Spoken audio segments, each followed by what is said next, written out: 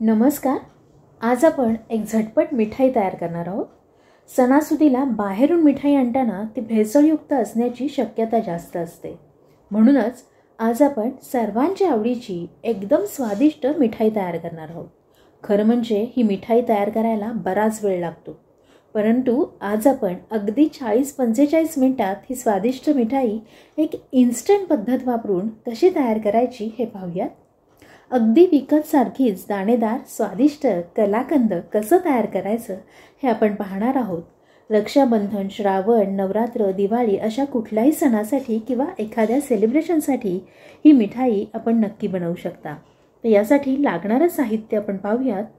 कलाकंद हे दुधापासून बनवलं जातं. यासाठी आपण इथे अर्धा लिटर म्हशीचं फुल क्रीम दूध घेतलेलं आहे. हे दूध आपण मध्यम आचेवरती उकळण्यासाठी ठेवणार आहोत आणि हे दूध उकळतं आहे तोवर आपण पुढची प्रोसिजर करणार आहोत. कलाकंद करण्यासाठी खरं म्हणजे भरपूर दूध लागतं, पण आपण इन्स्टंट पद्धतीने कलाकंद कसं बनवायचं ते पाहणार आहोत. पण तत्पूर्वी आरोग्य रुची किचन कट्ट्यावर मी आपले स्वागत करते. तर यासाठी आपण इथे 250 ग्रॅम पनीर घेतलेलं आहे. हे पनीर घेताना शक्यतो आपल्या ओळखीच्या किंवा विश्वासार्ह अशा डेअरीतनं घ्यावं, नाहीतर पनीर घरी बनवावं. पनीर घरी कसं बनवायचं याची रेसिपी हवी असेल तर कमेंटमध्ये कळवा. रेसिपी आवडल्यास आपल्या चॅनलला सबस्क्राईब करा आणि बेल आयकॉनला क्लिक करा, म्हणजे नवीन येणाऱ्या रेसिपींचे नोटिफिकेशन सगळ्यात आधी आपल्याला मिळेल. हे पनीर आपण किशणीवरती व्यवस्थित किसून घेतलेलं आहे आणि आता हाताने सर्व आपण ते एकत्र करून घेणार आहोत व्यवस्थित. त्यामध्ये एखादी जर हे राहिलं असेल तर ते सुद्धा आपण नीट छान असं मिक्स करून घेणार आहोत. आणि हे बघा, आता आपण पनीर घेणार आहोत आणि अशी 1/4 कप मिल्क पावडर घेणार आहोत. इकडे दुधाला छान उकळी आलेली आहे. त्यातनं आपण 1-1.5 चमचा दूध काढून घेऊयात. दुधातली जी साय आहे ती व्यवस्थित त्यात मिक्स करून घेऊयात, म्हणजे त्याला छान घट्टसरपणा येईल. ह्यातलं दूध आपण 1-1.5 चमचा बाजूला थोडा वेळ गार करायला काढून ठेवूयात. आणि हे दूध बाकीचं आपण आता आटवत राहणार आहोत. अगदी 10 ते 15 मिनटात हे दूध मध्यम आचेवरती आपण आटवून घेणार आहोत. आटवत असताना हे वारंवार हलवायचं आहे. दूध अजिबात कढईला लागता कामा नये, त्यामुळे आपण हे दूध हलवत राहणार आहोत. इकडे आता ते मगाशी आपण काढून ठेवलेलं दूध कोमट झालं आहे, ते आपण मिल्क पावडरमध्ये घालून घेणार आहोत.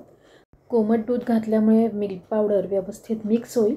आणि रेसिपी आवडल्यास लाईक करा, सबस्क्राईब करा आणि शेअर करा.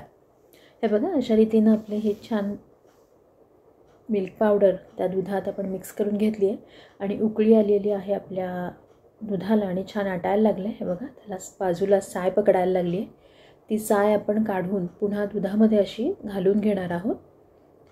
दूध आपलं बरंचसं आटलेलं आहे आता आपल्याला दिसत असेल. तर अशा वेळी आता आपण जे मिल्क पावडरचं मिश्रण तयार केले ते घालून घेणार आहोत. त्यामुळे आपल्या दुधाला लवकर घट्टसरपणा येईल आणि आपलं कलाकंद अगदी लवकर व्हायला आपल्याला मदत होईल आणि त्याला छान मिल्की अशी टेस्ट येईल. आपण अजून थोडा वेळ हे दूध असंच उकळून घेणार आहोत. आता त्यामध्ये आपण 1/4 कप साखर घातलेली आहे. 1/4 कप साखर जर आपण घातली तर ती जे आपले कलाकंद आहे ते मध्यम गोड होणार आहे. आपल्याला जर आणखी गोड हवं असेल तर आपण थोडीशी साखर जास्त वापरू शकता. हे बघा, छान आता ते व्यवस्थित साखर हे मेल्ट झाली आणि हे मिश्रण बरंचसं घट्ट झालं आहे. तर आता यामध्ये आपण जे मगाशी पनीर किसून घेतलं आहे ते घालून घेतो आहे.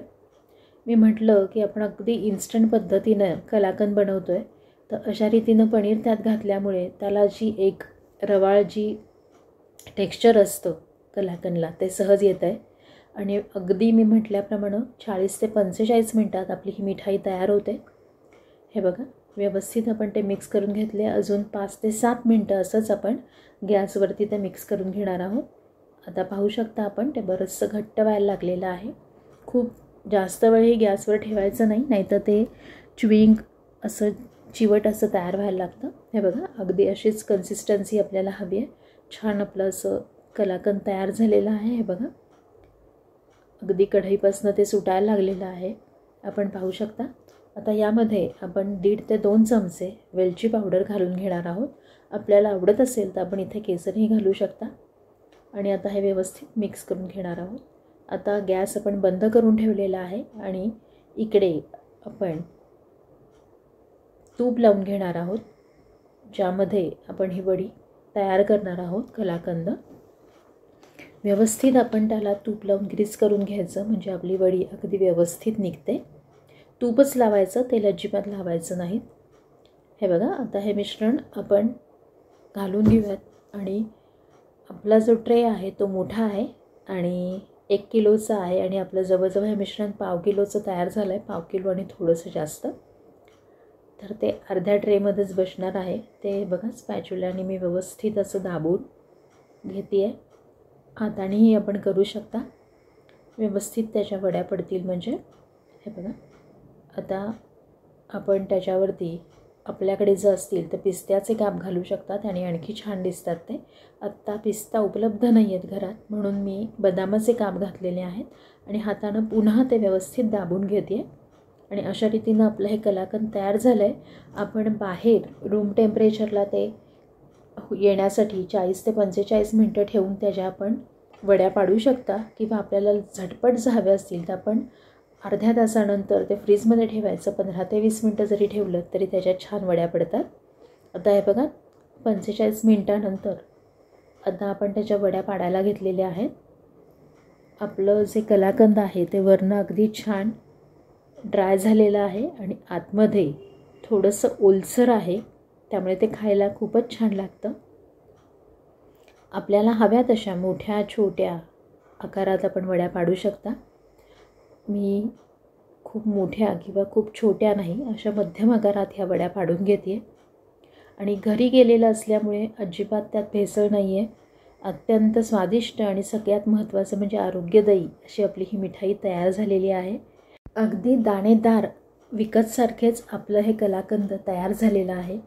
आणि आजची ही रेसिपी जर आवडली असेल तर आपल्या चॅनलला सबस्क्राईब करालच आणि लाईकही कराल, पण आपल्या आवडत्या व्यक्तींबरोबर ही रेसिपी नक्की शेअर करा.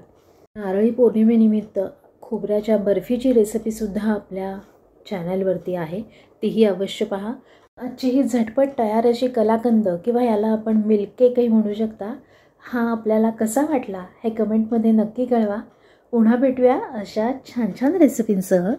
तोवर आनंदी रहा, आरोग्यदायी आणि रुचकर खा आणि पाहत रहा आरोग्य रुची किचन कट्टा.